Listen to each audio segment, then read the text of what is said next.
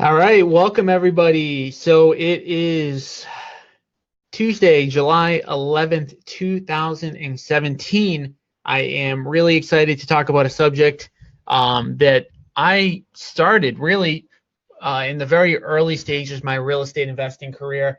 It was one of the ways that I started out and then I started to generate leads.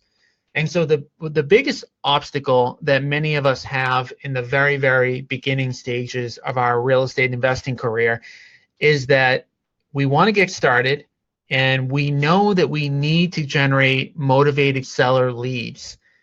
But oftentimes we don't have a lot of capital to start with. And by the way, for those of you who are on the line, type into the comment section where you're geographically located, just so that I can get an idea of who I'm talking to. And also, by the way, as we're going through everything, stop me at any point for anything that you guys need help with. So this is meant to be informative and definitely for sure I'll stick around for as long as I'm needed. So type into the chat box where you're geographically located just so that I have an idea, and we'll go from there. So again, banding signs are definitely one of the marketing methods that we utilize in order to generate motivated seller leads for free or very close to free. And there's a couple of different ways that you can do banding signs that I'm going to talk about as we kind of go through things. But essentially, you can do it all on your own, right? So you can get it done almost essentially 100% for free. Or you can scale it up. You can get a team of people together and help get those banding signs up in more volume. So let's just jump right into the presentation. And again, as we're going through, just let me know what questions you might have. So first of all, going to talk really quickly, what is a banding sign anyways? So a banding sign, as you can see up on the screen there, they are those ugly yellow or sometimes bright red. You can actually get them in pretty much all shapes and all sizes, but essentially there are the signs that you see on telephone poles that will say something like, sell your house fast for cash, close in 7 days. And ultimately, they're essentially a mini billboard, right? So they're a billboard that people will drive by, they'll see your phone number, and the theory is that if you have enough of them up and enough people see them, some people are going to drive by, they're going to be interested, and they're going to call the phone number, and you're going to be able to generate a one-on-one appointment. Okay, so again, in the right-hand column here, you can see what they look like. Like I mentioned, they come in all shapes, colors, and sizes. And so if you go online and you just Google search banding signs, you can literally design them, in a million different ways. I'm not a big fan of really reinventing the wheel. So I don't think you need to get super creative when you're talking about designing your banding sign. One important thing before I forget is that it is critical that you get an easy to remember phone number. So I want to put up on the screen right now the site that we use, and it's called hostednumbers.com. So it's really, really important. Hostednumbers.com is a company. They will provide you with a phone number, and I would highly suggest that you get a vanity phone number, right? So the phone number that I got, the first phone number I ever got when I first became a real estate investor was 781-486-3000. So the 3000 at the end, made it really, really simple and easy to remember for somebody driving by. Because it's important to know that a lot of the people that are going to see your signs are quite literally going to just be driving by. So it's important that the people remember the phone number, and it's very easy to take down. So if you go to a company like Hosted Numbers, or in a lot of cases, you can even get a Google Voice number or something similar to that with a vanity number at the end. So don't just pick up any random phone number, get one that's a vanity number. And like I mentioned, in terms of the actual banding sign itself, I wouldn't go too crazy trying to recreate the wheel. it is super important when you're talking about any type of marketing to make the message simple. So actually, this Bandit sign that I have up on the screen right now, I would highly suggest not doing one like this, right? Because it's got too much information on it. So it's got foreclosure got you down, we buy houses for cash, a phone number, and then an email. First of all, nobody's going to email you. So don't even think about putting an email up on a bill, like any sort of marketing like this. All you want is sell your house fast for cash and then a phone number. So anytime that you're doing any sort of marketing, you want to keep the message simple because our brains can only process a limited amount of information at a time. And if you have too much information in a very small space, like a Bandit sign, then instead of the person reading the entire thing, they're just going to see a bunch of words and it's not even going to register. So it needs to be simple, the message needs to be simple, and the phone number needs to be easy to remember. So I kind of went off on a tangent there, but I don't want to miss any of the important things when it comes to Bandit signs. So these are Bandit signs. This is what they do. You got to get a bunch of them up to be successful. All right, so how you get up a Bandit sign is important, and it's something that, you know, when you're first getting started, you may not even think about. But to get a Bandit sign to stay up, like literally to make sure that it's up for a long period of time, is the name of the game, because it is very, very, very easy for somebody who is working for the city or working for the town to come by and rip it down. So what you want to make sure is that if you put up a Bandit sign, that it's going up as high as you can, right? And so there's really only two ways to get a Bandit sign up high. You could quite literally just go around with a ladder, climb up to the top of a telephone pole, and put it up there. Or if you want to make your life a lot easier, you can buy one of these professional sign staplers. And I put the URL up on the screen, www.signstapler.com. And I'm just going to see, because I don't even remember what they cost anymore. I think they're like 50 bucks.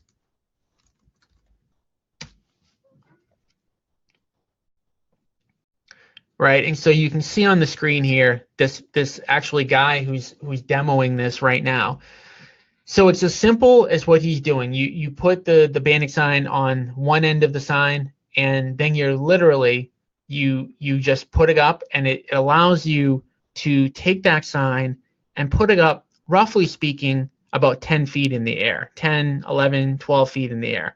So the benefit of putting the Bandit sign 10, 11, 12 feet in the air is simply that it's going to be a lot harder to get it down. Let me just see. I just want to make sure that we can get the pricing on these. See if I go to checkout here. All right, so you can shop. All right, so they're 120 bucks. I was wrong. They're $120. They're not $50, but they're pretty cheap.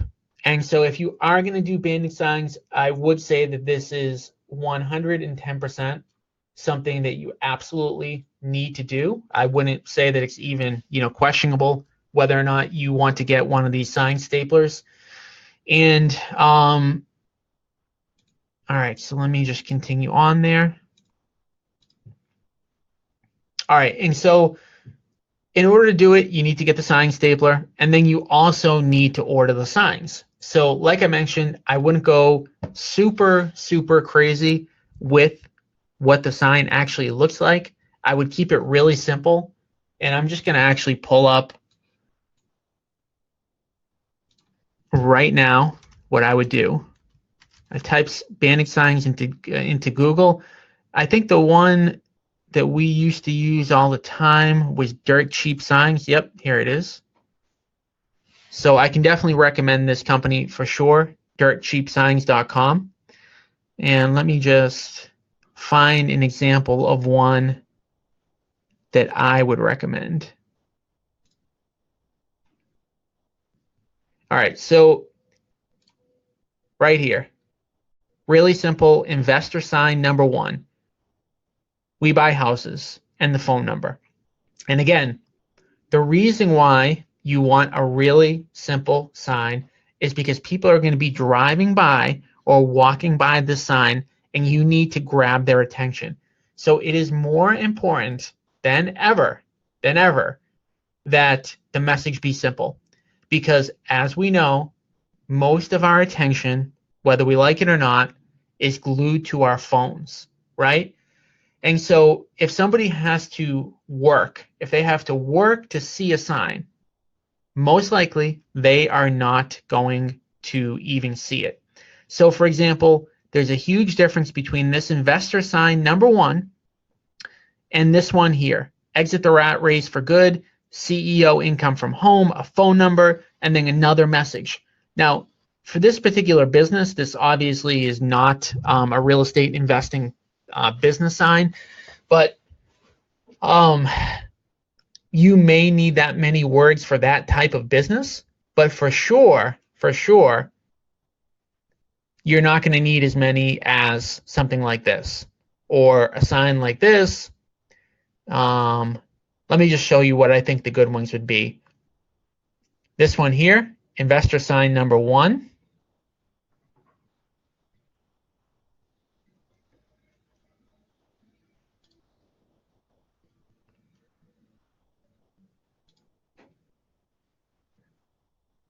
All right, this is a good one.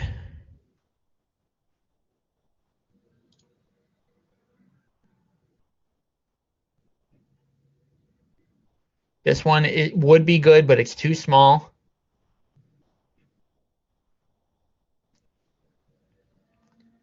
Again, most of these just too much information right here. This red one here is good. This one here is good. Again, we're looking for ones that are really, really simple. Okay, so those are the ones that I would recommend putting up, keeping it simple, making sure that you have a vanity number. I would either use the yellow background or some other bright background. There's another background that I like. Actually, it's this one here, this yellow color. But I wouldn't go crazy if you can't get like a bright orange background or a bright green background. The yellow works really well. So the yellow is the tried and true color for a Bandit sign. So that definitely for sure would be the one I would go with. So I know I see a couple of hands raised here. Guys, whatever questions you have, just type them right into the chat box and I will go through anything that you have if some of the stuff is not making sense. So anytime it's an interesting kind of thing, anytime that you're giving a webinar, you're kind of sitting here, talking to yourself. So I never know 100% if all the stuff I'm covering makes perfect sense to the people who are on the line. So do me a favor, type into the chat box just what you need help with, or if this is making sense, just so that I know it is making sense. So again, you need to get the sign stapler, you need to order the signs, keep the signs simple, get a vanity phone number, something that somebody can remember, something simple like an 8300 number or a 5000 number, or just something, again, that's really simple. All right, so I went over dirt cheap signs. We didn't cover the cost. So again, on average, one of these Bandit signs is going to cost about $1. So again, there is a little tiny bit of expenditure for these, but essentially this is going to be one of your cheapest forms of marketing. So how to do them? All right, so how do they work? So you're literally, quite literally, you're going to first determine where you want to buy houses. So for most of you who are on the call, I think that's going to be pretty simple. You probably already know what towns you want to buy properties in. If you haven't determined that, obviously you want to go back, you want to start thinking about the geography that you live in and where you want to do deals. But more importantly than that, once you actually determine where you want these Bandit signs hung up, where you want to buy houses, you're going to put the Bandit signs in the most visible high traffic areas, right? So these three pictures are kind of good examples. You don't want to put them in super residential areas. So you don't want to put them on a dead end or on a side street where there might only be a couple of, cars that drive by a day, the more cars that drive by your bandit sign in a day, the more leads you're going to get. So just keep that in mind. It's really, really simple.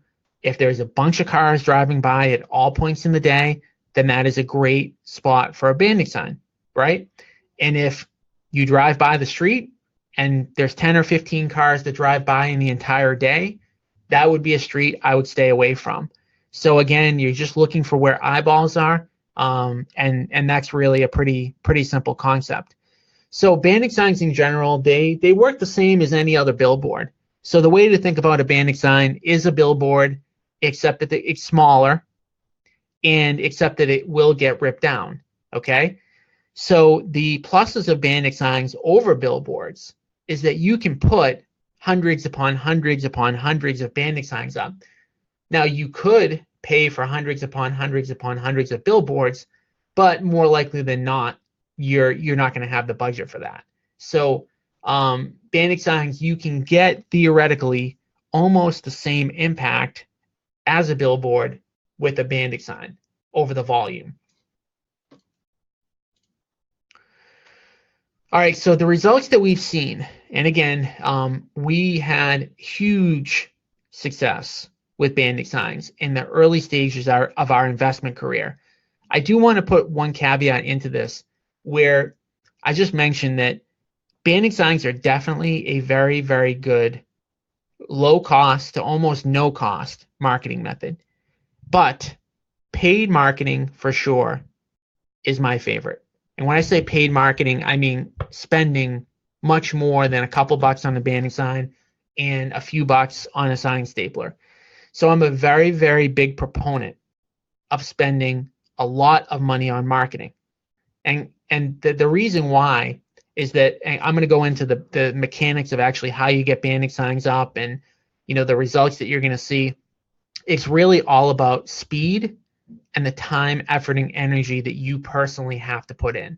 So putting bandit signs up, if you do it yourself, takes up your most valuable resource, which is time. In addition, bandit signs get ripped down all the time. So although you will get leads, they will come down over the course of time. And so it's something that for sure is less effective than paid marketing. But the point of this is, and the reason why you would do bandit signs, and the reason why we did so many bandit signs early on, and why we don't do them now, why we did them early on, is because we just literally did not have the money for marketing. So if you don't have the money for marketing, then you can't do the much more expensive paid marketing methods, okay?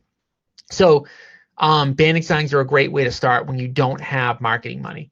So the results that you can expect, and again, these are the results that we got from 2008 to 2011 when we were growing our business and we were spending a lot of time, effort, and energy on bandit signs.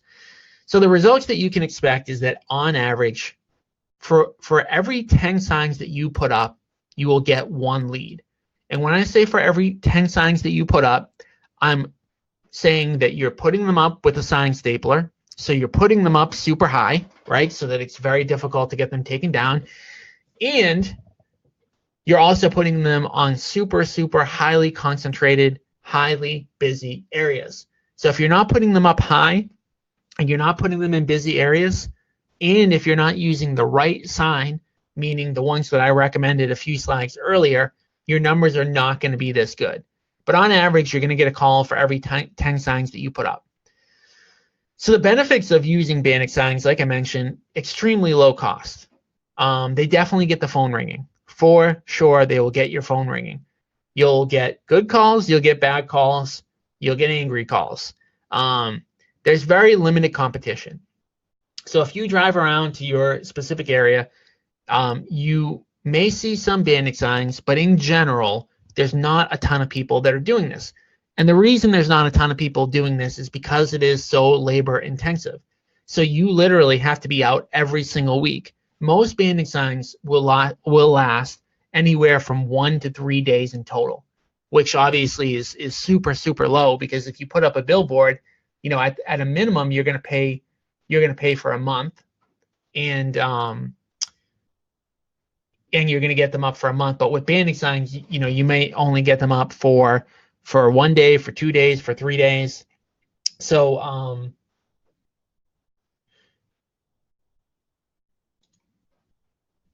okay, and then the other pro of banding signs is that you can you can build it out so that you can hire someone to put them up at a very low cost. So it can even be something that you can scale out. So the negatives, like I mentioned, is that they're only going to stay up for a limited period of time.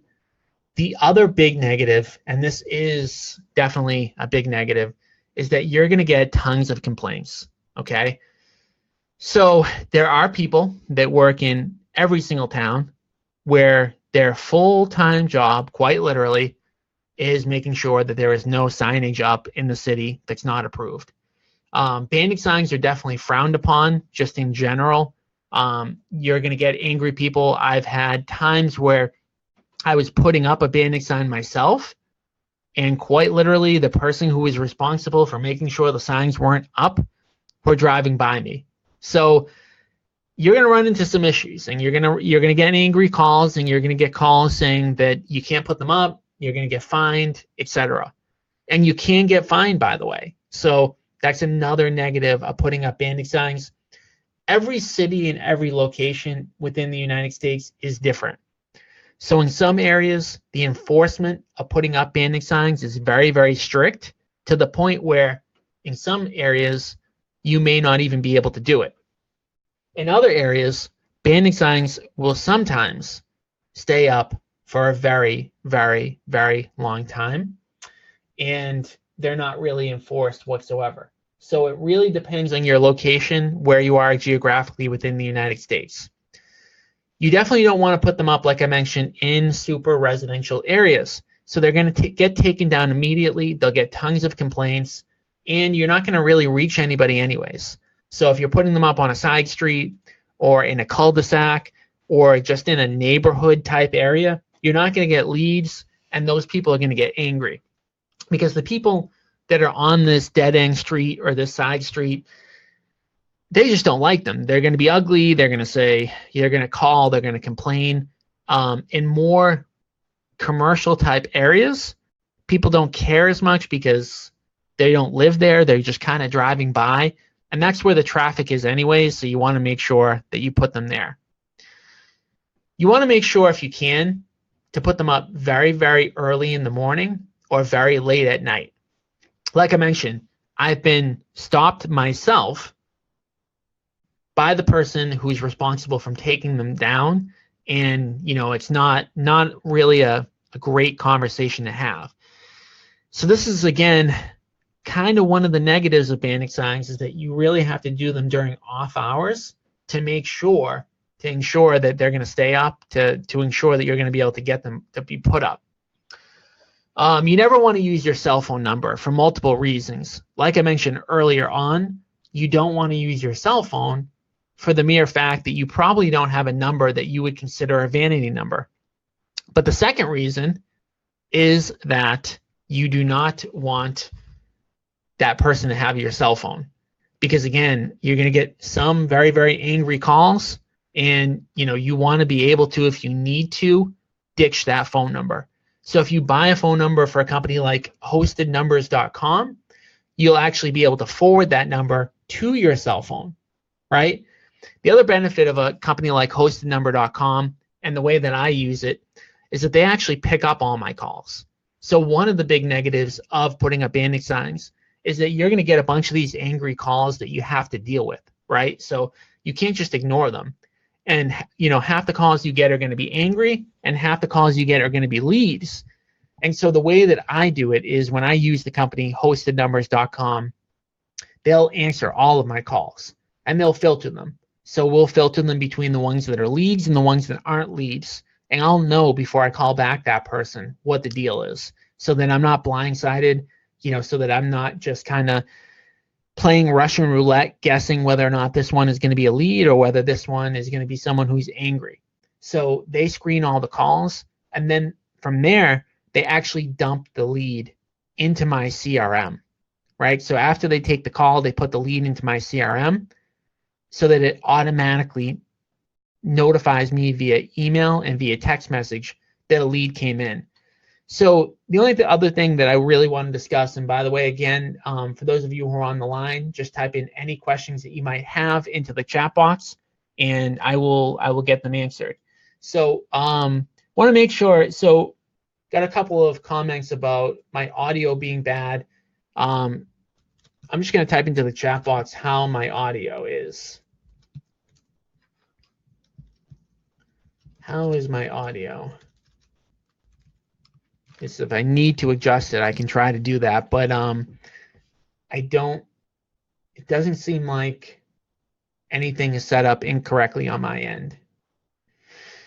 So let's talk a little bit about scaling Bandit signs. So after you get all the Bandit sign stuff set up, the next thing that you're going to want to do is scale it, right? So in the beginning, you're probably going to be the one putting up the Bandit signs yourself, which is fine, because again, the reason that you're doing Bandit signs is because it's so cheap, right? But at some point, you're going to want to scale it. So you're going to want other people to do Bandit signs for you. And so what you're going to want to do is within every city, every time that you put out a Bandit sign yourself, you're going to identify the locations in a particular town where it makes sense to put the Bandit signs up. And you're going to want to put markers on a map for where those locations are. So every city, depending upon how big it is, they may have, say, 10 or 15 or 20 locations where it makes sense to put up a Bandit sign. And those are going to effectively become the routes for the people that you hire to put up the Bandit signs.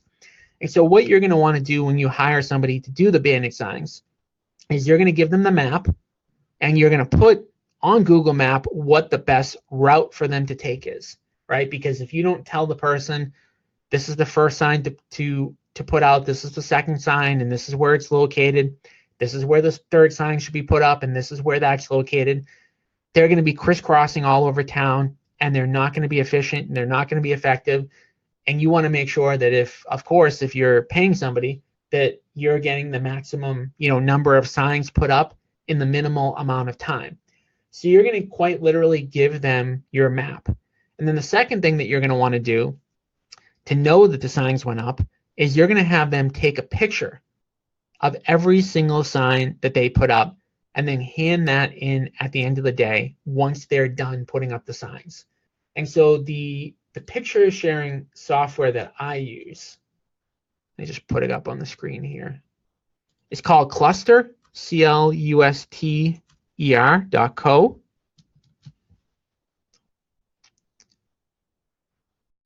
And you can actually see, like, this is one of my agents who went out on a particular property, and she sent me pictures, and this is how she shared the pictures with me. So cluster.co, it's free, and what it allows people to do is it will allow the person who's putting up the Bandit signs for you to share the pictures with you. So you'll know if they had to put up 50 Bandit signs that day, you'll quite literally be able to just scroll through your cluster and see that they put up those 50 Bandit signs. And so it's a really simple and easy to use tool. And all that they actually have to do, the person who's putting up the Bandit signs, is they would take a picture just like they would take a normal picture. And then when they're done with their route, all they have to do is highlight all the pictures that they took, which takes literally about 1 minute, click the share button, and you're going to get an email notification that you can now view the pictures, and you're going to be able to review all the pictures that came in. And so that's pretty much it. I mean, Bandit signs aren't too complicated. They're really not. There's something that is, again, I hate to harp on this point, but I'm just such a big proponent of spending money on marketing. So if you have money to spend on marketing, I would not recommend doing Bandit signs. I would recommend the paid marketing, like cold calling. I would recommend paid marketing like Google and Facebook ads. I would recommend paid marketing like mailing.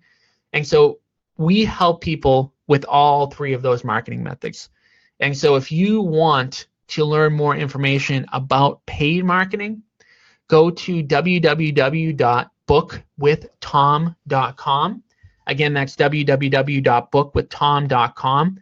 And you can actually put a day and time on the calendar to speak with me directly. So I'm going to show you exactly how that works.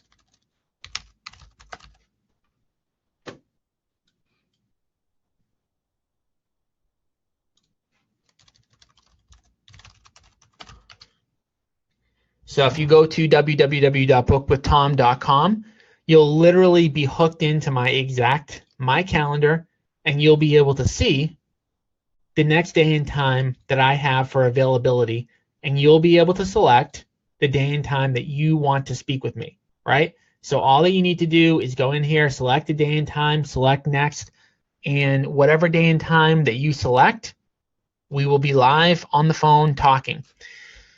And we'll be able to talk about any marketing methods that you want to deploy into your own business, and even we can talk about bandit signs if you want. But again, my premise for all this was, if you have marketing dollars, I would not recommend bandit signs because they're going to be too slow. They're going to be too labor intensive. When I would recommend bandit signs is when you have very, very, very limited capital and you have a lot of time. So anytime you're talking about marketing, you either have to spend time or you have to spend money, right? So you either have to spend your own time doing something like bandit signs, putting up bandit signs, or you have to spend money on marketing. So bandit signs can definitely be effective, but I would recommend them only if you're on a shoestring budget. And so that's really it. And so if there's any more questions, guys, type them in. And by the way, this video is going to be streaming on Facebook. So if you watch this video and you have additional questions in there in the Facebook group, all you have to do, and I check the feed daily, just type a question under the video, right, into the chat box.